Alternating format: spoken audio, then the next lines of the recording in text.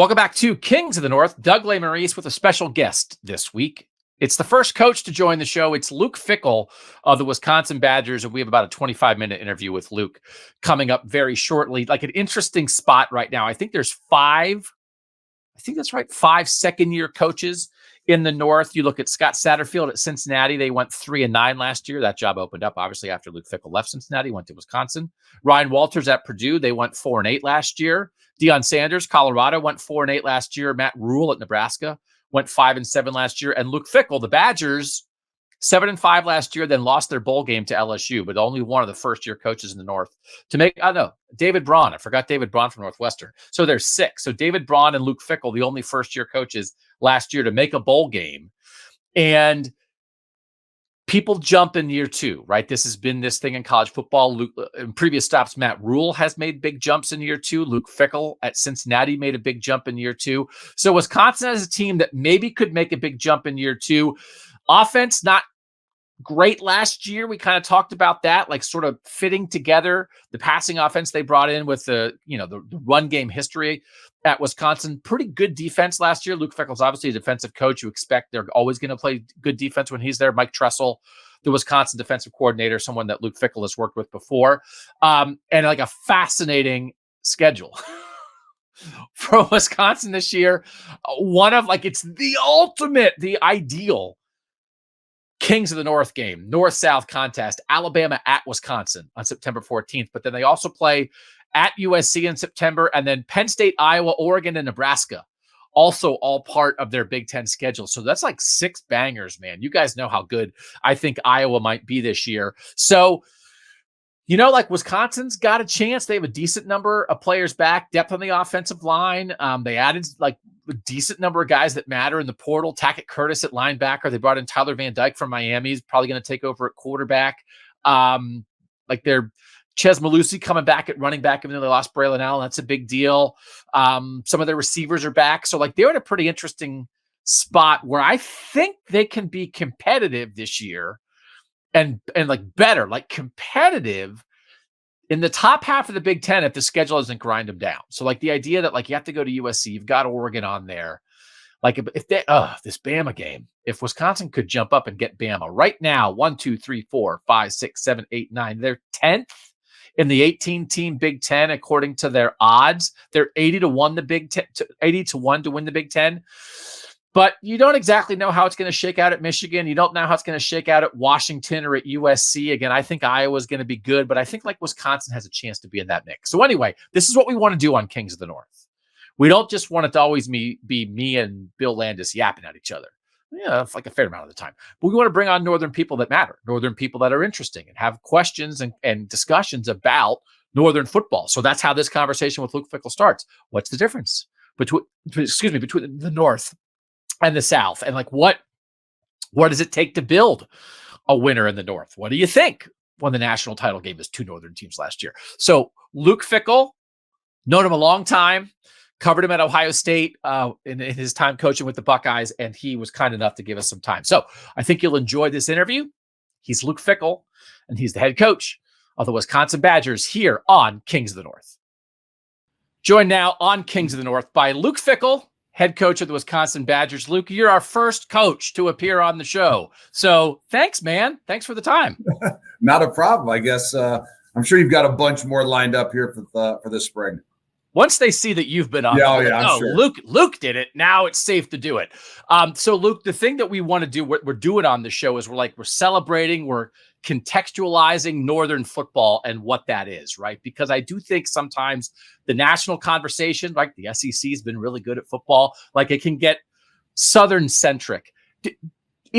What is the difference? Is there a difference between Northern football and Southern football? I think there's maybe some stuff that I think there has been in the past. But I'm talking the ways past. I think that the evolution of what's going on, I think is all there's a lot more things that are coming closer and closer together. And I don't mean styles or things like that. I just meant in general, so whether it's recruiting, but I think college football in particular has kind of tied a lot of these things all together. And I don't think there's a bigger discrepancy. I know that, you might say by nature in the South, maybe some better athletic teams in the North, maybe some more fundamentally.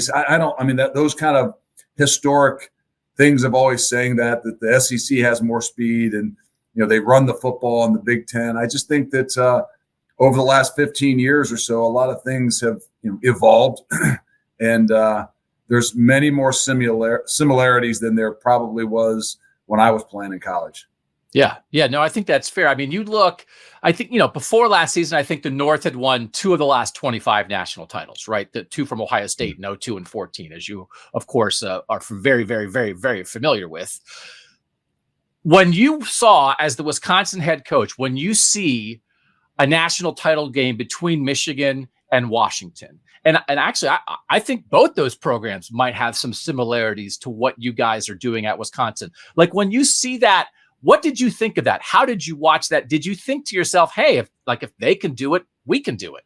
Yeah, I really do. I mean, because, where people were 5-10 years ago, I think you're seeing a lot more, I don't say parity, but I think you're seeing, with all the things that are going on in college sports and college football in particular, you're seeing that other things can win. Obviously, it's still about fundamentals. It's still about, running and throwing and tackling.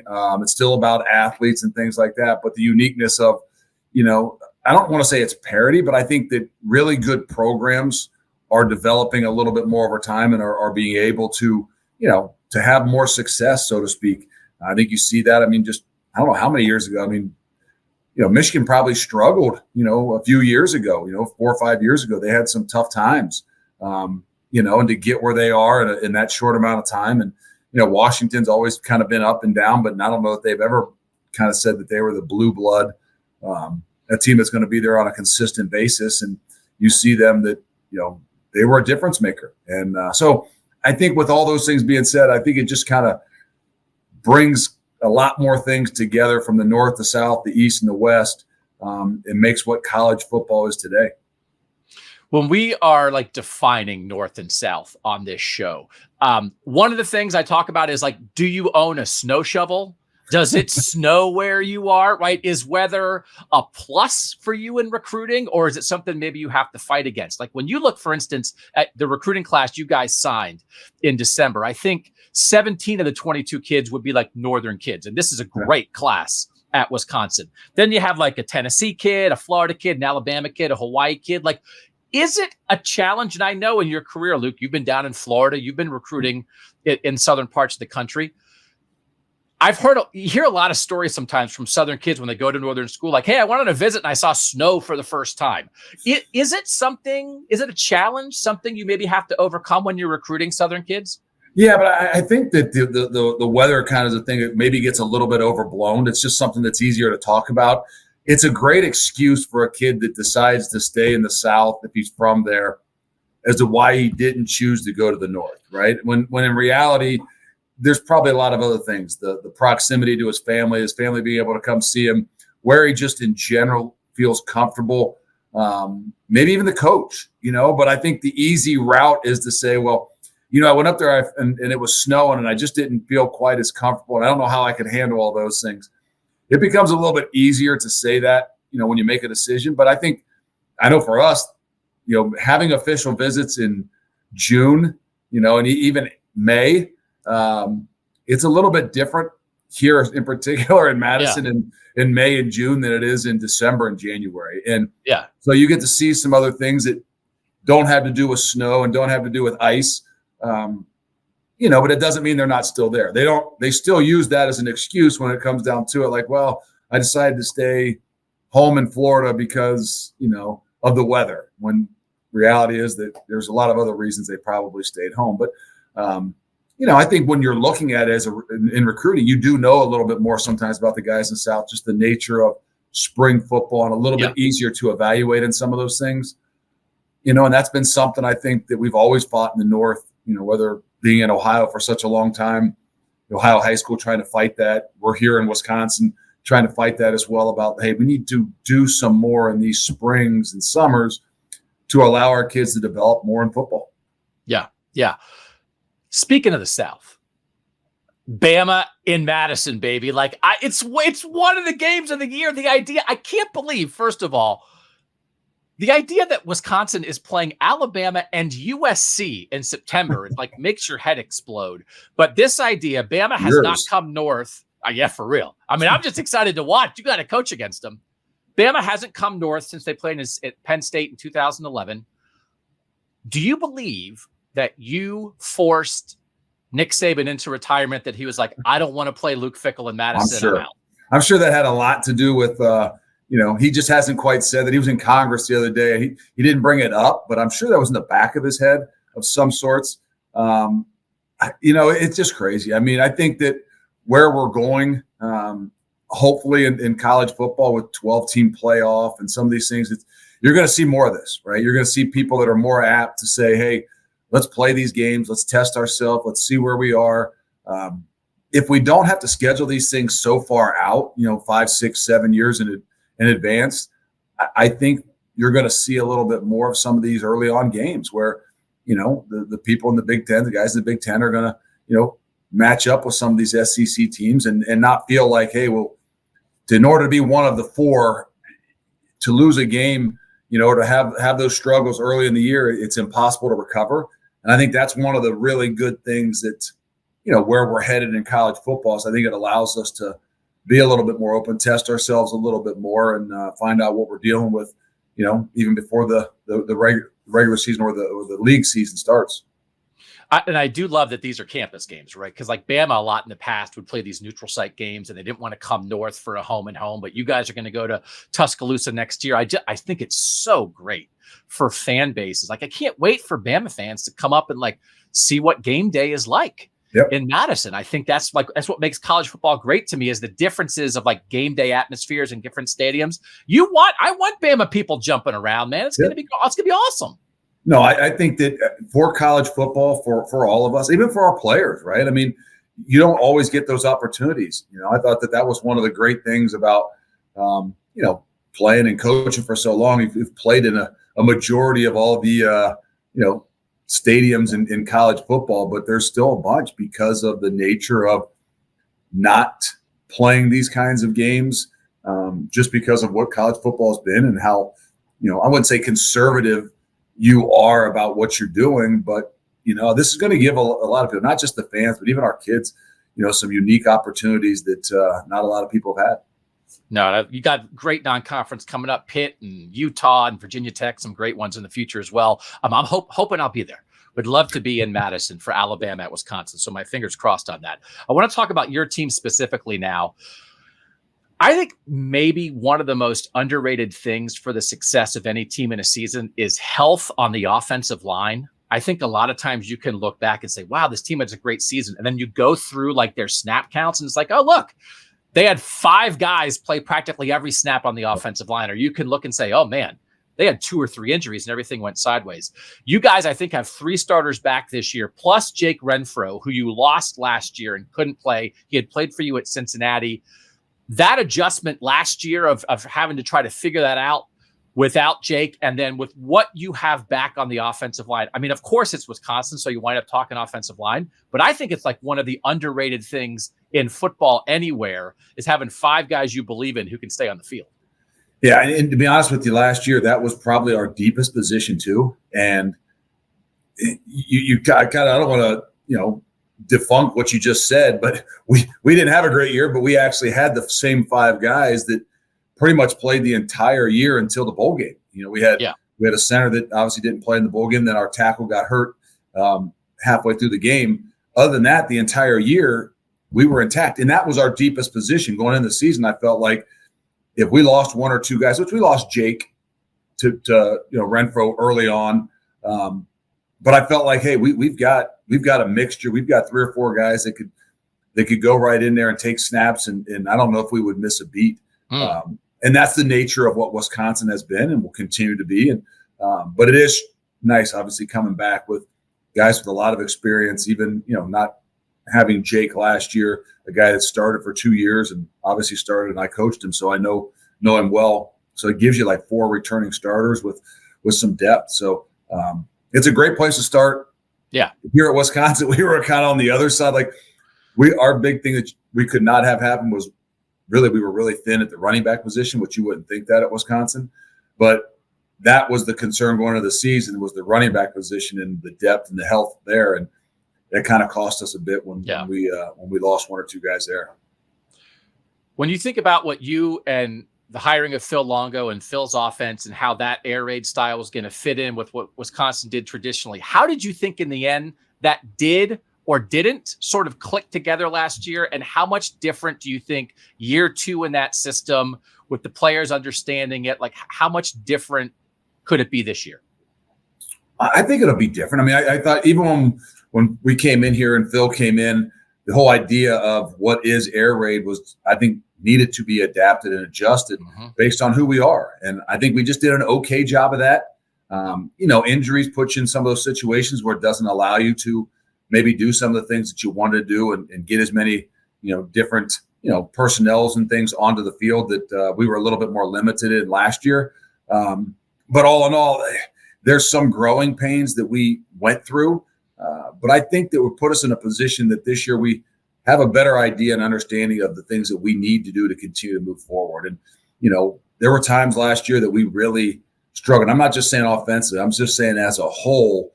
And it had a lot to do with, what I try to chalk up to, not really understanding not just the offense, in a new offense or the defense in a new defense, but really the culture of all the things that we were dealing with. And when we hit adversity, we didn't do a good enough job at being able to handle that. And that didn't have nearly as much to do with the offense that we were running or the defense that we were running as much as it did with just the, the culture, the things that we were, working with at that time. Along those lines, at Cincinnati, you were 4-8 in year one. You were 11-2 in year two. We've seen coaches, right? There was a time there where it felt like a bunch of teams were winning national titles in a coach's second year. Jim Tressel in 2002 is the second year at Ohio State, wins a national title. How much for everything? And you just sort of covered it, but I'm not making you say, hey, we're winning 11 games this year at Wisconsin, but how much better do you think things should be just because you've done it for a year now? I hope and believe it's going to be a lot better. And I mean that in a way that, it's funny. I was just texting with a former player and a buddy this morning, and I was saying, look, if you really ask me, I'd say we got a chance to be a better team. We're going to be longer. We're going to be more athletic. We're going to be faster in all areas, I think, of our team. Now, does that mean you're better? I think the nature of everybody going in the same direction, the culture of things, how things continue to mesh together, I think it's quite unique. It always is in football, but I think it's even getting more and more unique on programs that are a little bit newer, whether it's year 1, 2, or 3. It just each year is so different based on leadership and how those things all kind of form together. It's one thing if you're a team that's by nature got 90% better personnel than everybody else. I think things, still comes down to some culture, still comes down to, staying healthy and a lot of things kind of working together. But I think for us in particular in year 2 here, we believe we've upgraded a lot of different things, meaning just the length and athleticism. Now the job is on us culturally to make sure that we can get all these arrows going in the same direction, in the right direction, bring it together, continue to develop who we really are. And I mean that offensively and defensively based on the strengths of the people that are within our program. And I think that's where the uniqueness of even being with new coaches, right, with Phil Longo and me and, even Mike Tressel and stuff, even though we've had a little bit of a history together, we still were dealing with a bunch of new guys and new dynamics. And it's our job to find ways to kind of pull all those things together so that we're all going in that same direction. Talking about that I think the building a staff is such an interesting part of being a head coach. You've been a head coach for a long time now. You did such a good job last year with your initial staff that Bama, Michigan, and Notre Dame came and swiped dudes off your staff. And so now you have to, reload and bring in some other guys. When you think about putting a staff together, how do you balance maybe going out and getting just the absolute best guy you can find, even if you maybe don't have a relationship with that guy, versus hiring qualified people, but maybe people that do you want a lot of people that do you want a lot of outsiders? How do you think about that idea? I think it's unique, and I don't think there's a book that you can just go to and say this is what you should do, right? I mean, you can take you can ask guys. I obviously rely upon Jim Tressel and ask him things, and Mark D'Antonio, and those are kind of guys that, have been in this position that I, refer to and ask. And, but I think the uniqueness is of coming down to what it is that you think you need for your program, you need for your team. And where turnover, I don't think is always a great thing. I think it makes it difficult on the leader, or me in particular, having to kind of do this all over again with hiring guys. But I do think sometimes it's a really good thing.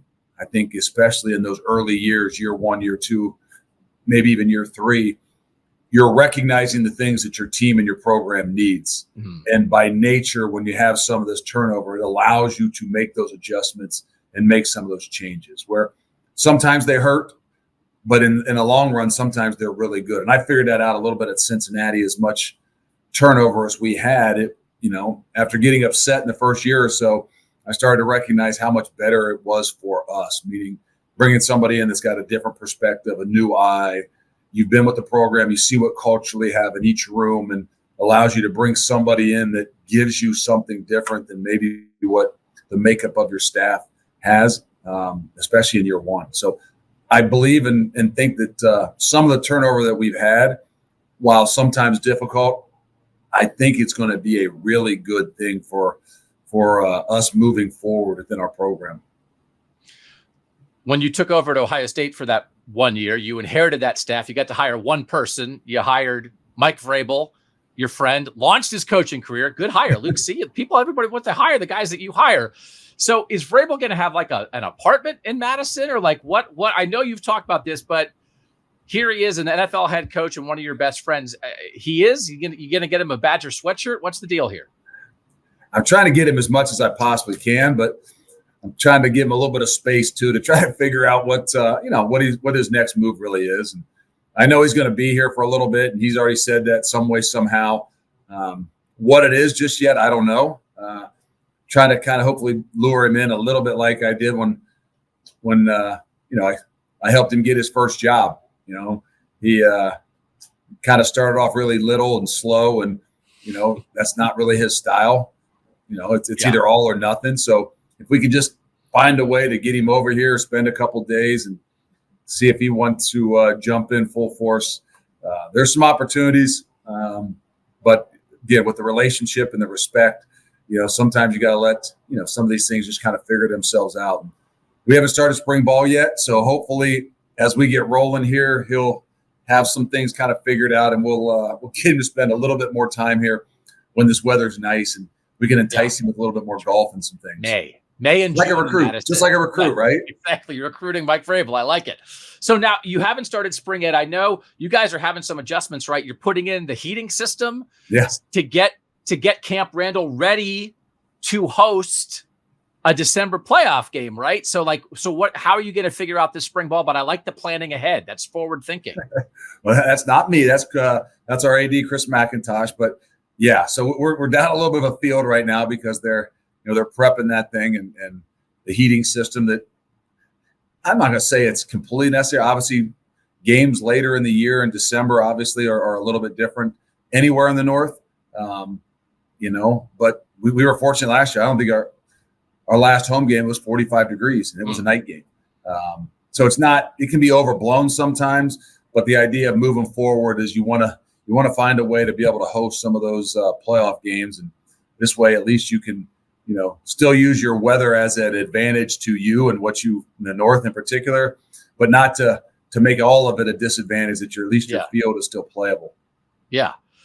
You mentioned this, and listen, a little of this goes a long way for me. College football, there's so much going on. You talked about Nick Saban testifying at Congress, and they had a second hearing going on at the same time. Are you worried about the future of college football in any way? Are you curious? Are you fearful that the game's not going to be the game that you grew up playing and coaching? What do you think about all this? Well, the game is still the game, and that's what's beautiful about it, right? I mean, it's evolving, meaning different kinds of offenses and different kinds of defenses. I think all the other things that are a part of the game are what's changing. And is it something I love? No. To be honest with you, still that old school kind of guy, and grew up in a way that, if you couldn't and didn't change, I would feel really good about it. But I also understand that that's not the way of the world. And if I want to stay in this business, which I do, if you want to have an impact on 18 to 22-year-olds, which I do, and you want to win, which I do, you better be able to adapt and adjust. And, unfortunately, there's some other guys that don't have to do that anymore. Coach Saban maybe is retired, and, they've said some things like maybe the what's going on in college football doesn't make it, fitting for him. And he's able to do that, right? I mean, the rest of us that want to continue to have a chance to thrive and still grow in this profession and still have the impact that we got into it for have got to be able to adapt and adjust as well. And so for me, adapting and adjusting to what, college football looks like right now has been a challenge. But I know that this is what I need to do, and this is what I'm going to do. Am I worried? The only thing I'm worried about is at some point in time, we've got to create some structure. Otherwise, I just think that it's too hard to sustain. And I don't mean what's going on. I just meant sustain your ability to create a program. And that's ultimately, to me, what my objective is to kind of develop a program that lasts over time. And when the rules continue to change and shift and adjust, I don't know that it's possible to really try to build a program. You can build teams, but teams aren't what, are going to win this thing in the long run, and what's going to give the players within your program the experiences that, that I'm so fond of. So more than anything, I'm just kind of a little bit worried at how long is it going to take us to create the structure that we need to create to really build the programs that I think college football deserve.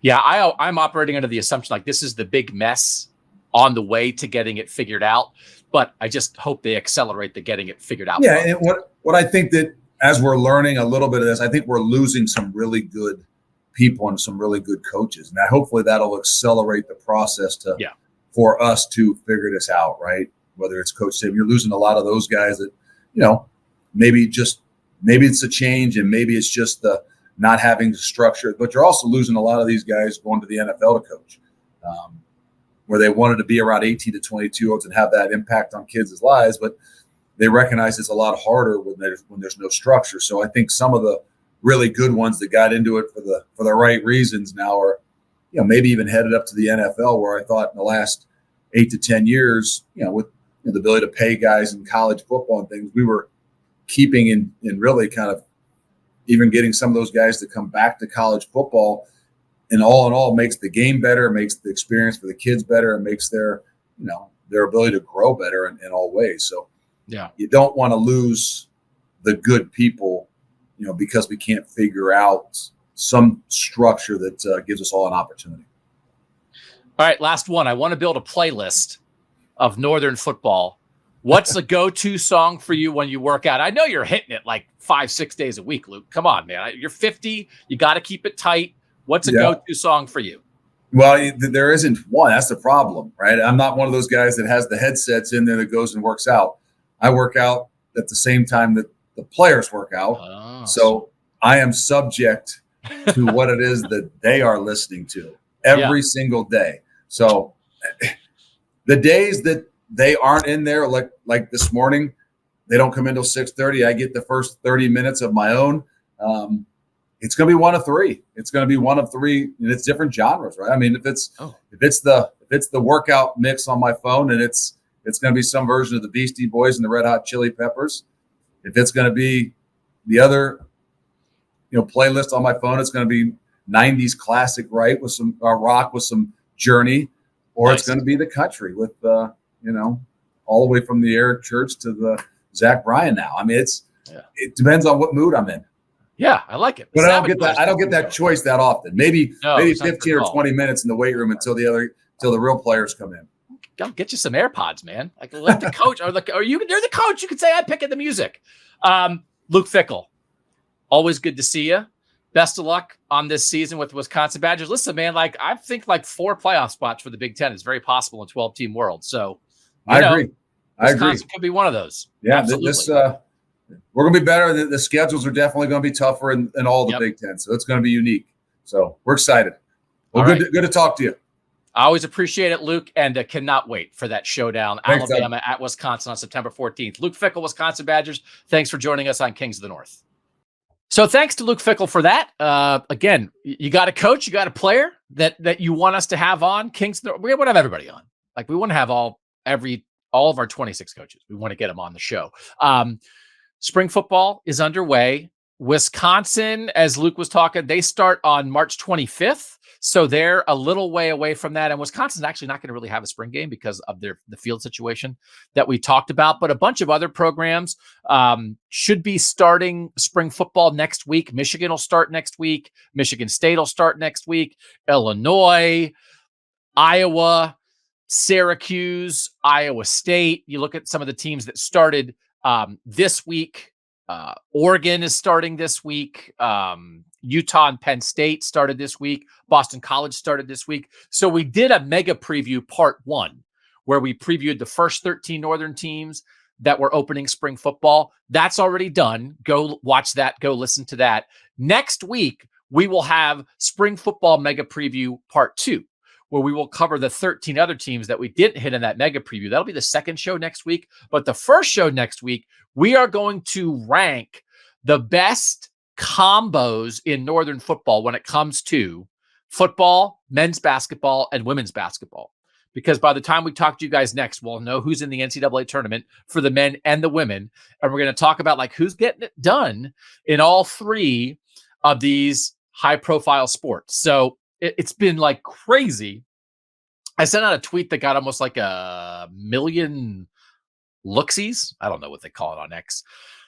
But like the Big Ten West, what had been the Big Ten West, has dominated Big Ten basketball this year. You look at the top, it's all the formerly Western football teams because it's Purdue and it's Illinois and it's Northwestern and it's Nebraska and it's Wisconsin, and like national champion Michigan in football is last in the Big Ten in basketball. So like how we're going to try to figure out who has the best groups. Like there are some wide disparities.